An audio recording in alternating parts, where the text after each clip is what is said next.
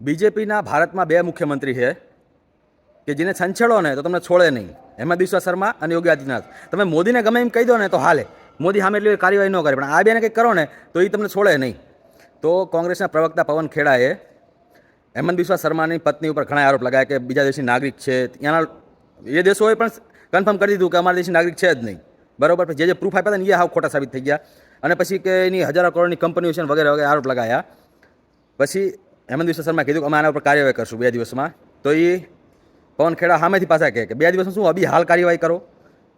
તો જ્યારે કાર્યવાહી કરવા પોલીસ ગઈ ને તો પવન કેસ થયો અને પછી કાર્યવાહી કરવા પોલીસ ગઈ તો પવન ખેડા ગાયબ થઈ ગયા. અને અત્યારે હાલમાં એમનો વિડીયો દેખાય છે કે હૈદરાબાદમાં એક ગાડીમાં હંતાઈને જાય છે.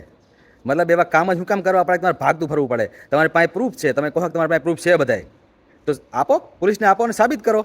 એમને શું હતું ખબર હે કે હવે ચૂંટણી છે, ચૂંટણીમાં શું કાર્યવાહી કરવાના આમ થાય છે ને, પછી જોઈ જાય છે ત્યાં સુધી તો જનતાએ વોટ કરી દેશે. એટલે ગમે એમ કરીને આની પત્નીને બદનામ કરી નાખવી. પણ ખેલ ઊંધો પડી ગયો. એટલે હવે અમુકનો ઊંધો અસર પડશે, કેમ કે આજે જનતાએ જોઈ રહી છે આ ભાગે છે એ.